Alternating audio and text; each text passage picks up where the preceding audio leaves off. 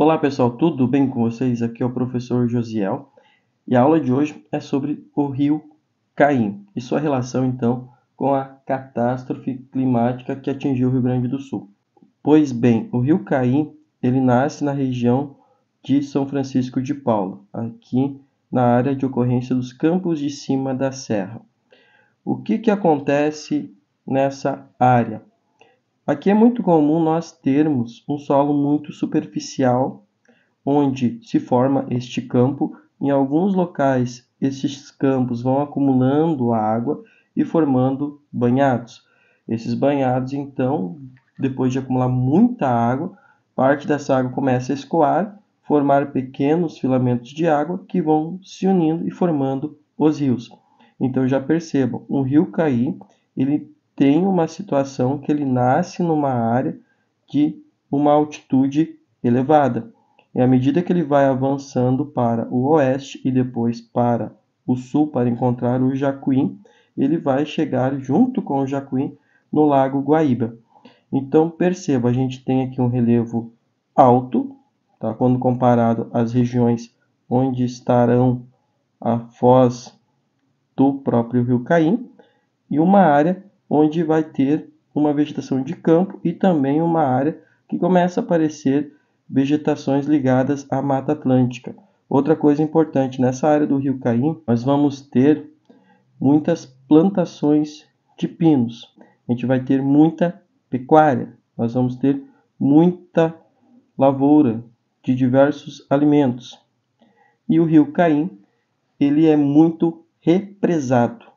Se usa muito de suas águas para a geração de energia elétrica, como vocês podem ver nessa região aqui de São Francisco de Paula. Então nós vamos ter várias barragens, como a barragem Blanc, como a barragem da Divisa. Então o rio Caí, devido à altitude do terreno, os desníveis que nós vamos ter ao longo do seu leito, vai ser utilizado para a geração de energia elétrica. A gente se aproxima aqui de uma área onde tem várias barragens. Percebam que a água fica se acumulando. Quando choveu bastante no mês de abril e ao longo do mês de maio, as barragens obviamente não deram conta de tanta água e essa água começou a vir com muita força e aumentando os alagamentos ao longo do seu percurso. Aquela máxima que eu já falei nas aulas sobre o Rio dos Sinos, sobre o Rio Paranhana, sobre Taquariantas. Assim como eles, o rio Caí, ao longo do seu percurso, ele vai recebendo água de afluentes e vai aumentando o seu nível. A diferença que nós podemos perceber que logo próximo à sua nascente existe uma quantidade bastante considerável de barragens. Essas barragens, então, que são utilizadas para represar o rio e gerar a hidroeletricidade a partir da força das águas. Obviamente que essas barragens que criaram esses grandes lagos de represa, vamos dizer assim, são muito utilizados para o turismo. Outra coisa interessante sobre o rio Caí. Esse rio, ao longo do seu leito, ele vai tendo alguns desníveis e vão criando cachoeiras. Cachoeiras essas que são aproveitadas pela população em dias mais quentes. Então eu vou ter vários parques que vão usar da beleza da região do rio Caí para turismo ou ecoturismo. Outra coisa importante, assim como o rio Taquari-Antas, o rio Caí, à medida que ele vai avançando, ele vai desenhando vales. Esses vales são basicamente depressões preenchidas por água, ou vale do rio. E as margens desses rios, nós temos aí a mata ciliar. E como vocês podem ver, são vários morros. Quando a gente vem para vegetação, estudar ela, a gente diz que essa área aqui é a área do domínio morfoclimático Mares de Morro. Aqui a gente chega numa parte bem interessante, é a região do Parque da Cachoeira, onde o rio Caí ele acaba recebendo as águas de um afluente. E aqui a gente tem inclusive uma ponte bastante procurada pelos visitantes, uma ponte histórica que está aí no rio Caí há mais de 100 anos. Aqui vocês vão vendo novamente o leito do rio Caí como o relevo se impõe, fazendo o rio tomar determinados rumos. Obviamente que o rio Caí contribuiu para a formação deste relevo, porque é o próprio rio que faz o desgaste. Vejo novamente, como eu tenho muitas encostas íngremes, essas áreas também, assim como lá no Taquariantas, teve muitos deslizamentos, tanto em áreas onde eu tenho a mata preservada, que é a Mata Atlântica, tanto em áreas com plantação de pinos ou áreas desmatadas. Tá? É um relevo muito íngreme ao longo do rio, muito bonito. Tem vários mirantes ao longo dele. E a gente vai chegar então no município de Canela. Quando a gente vai aqui nesse parque chamado Sky Glass, que a gente olha de lá aquele rio lá embaixo, lindo, bonito, maravilhoso, é o rio Caim. Tá? Ele faz uma curva parecendo literalmente uma ferradura. E aqui ao lado ele recebe as águas de um outro afluente, o Arroio Caçador. E ele vai indo, esculpindo o relevo. Vejam que as suas curvas vão formando espécies de ferradura.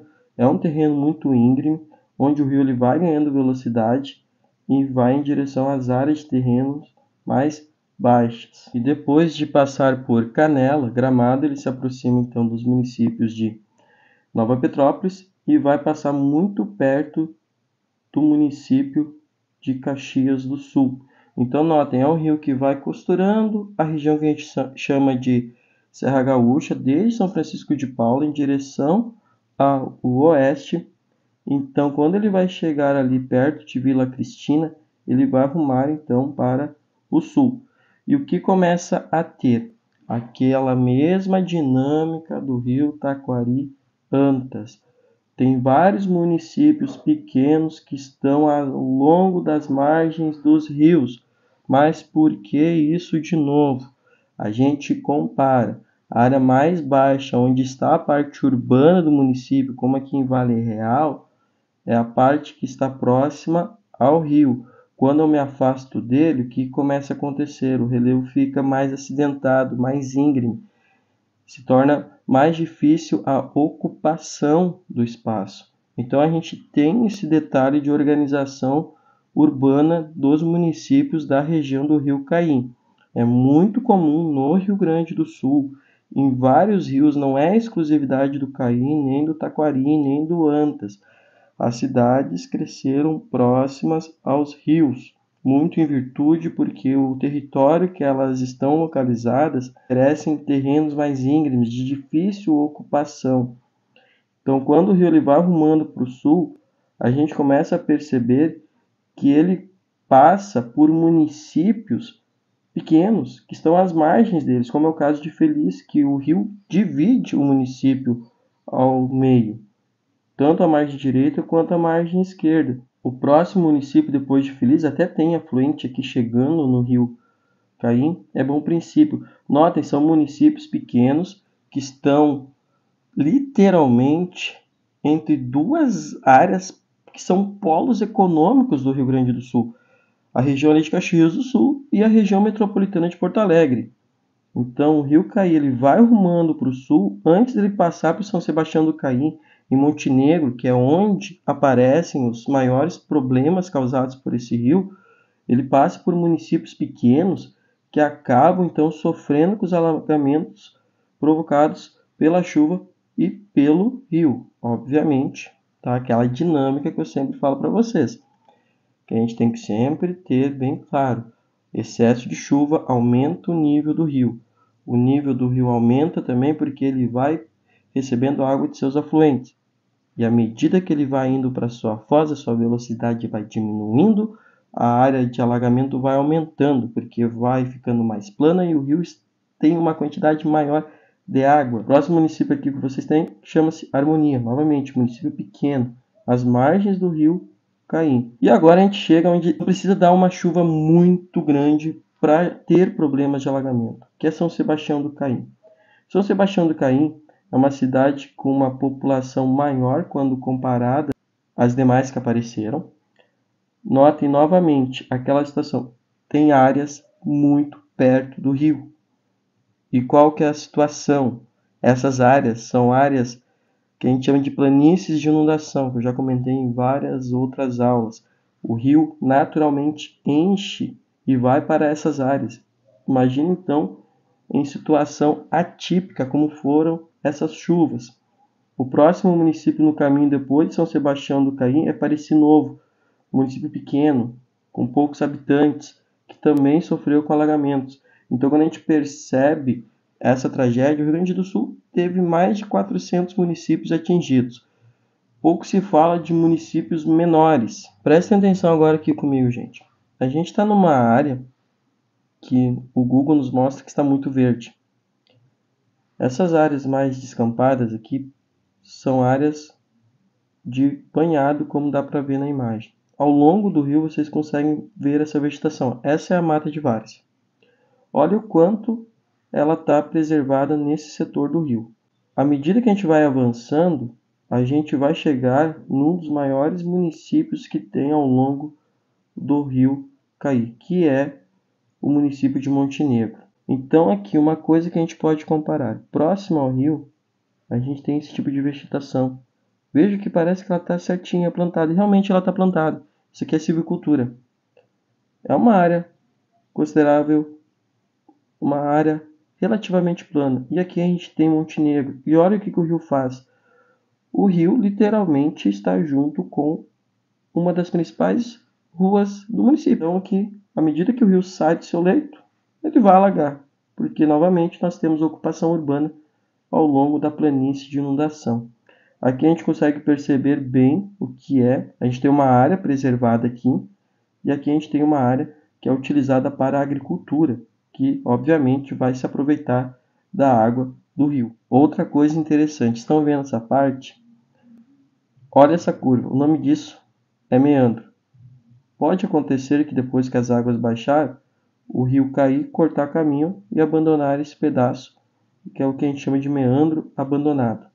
Rumando para o sul, o rio Caí, então, ele vai em direção ao Jacuí, fazendo várias curvas, numa região mais plana e baixa. Percebam que aqui eu já começo a ter a presença maior da zona rural, ou seja, suas águas novamente são usadas para a produção de alimentos.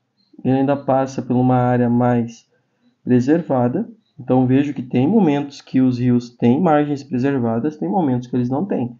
Tem momentos que é usado para a agricultura, tem momentos que a gente percebe uma urbanização muito forte. Tem municípios pequenos que, novamente, vocês vão perceber que eles estão às margens dos rios porque é difícil de ocupar outros locais por causa do relevo. Novamente, vocês vão perceber que no início do vídeo, o rio Caim estava numa região de planalto e veio em direção a uma região mais baixa e plana. E pouco antes dele chegar então no rio Jacuí, ele vai ter aqui nas suas margens uma área relativamente preservada. Do outro lado vai ter novamente algum tipo de agricultura e aqui uma grande indústria.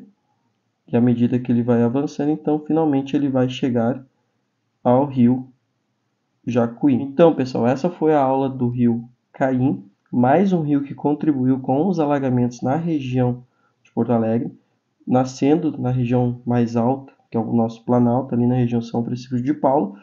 Seu leito tem muitos desníveis, muito acidentado, tem muitas encostas íngremes. Suas águas são utilizadas para N motivos: geração de energia, produção agrícola, consumo urbano, consumo industrial.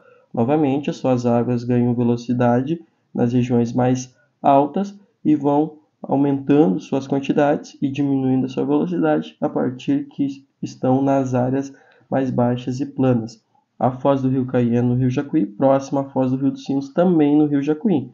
Juntos, então, eles vão adentrar ao lago Guaíba e vão seguir seu destino pela Laguna dos Patos até finalmente chegar aqui no Oceano Atlântico. Certo, galera? Um forte abraço e até a próxima aula.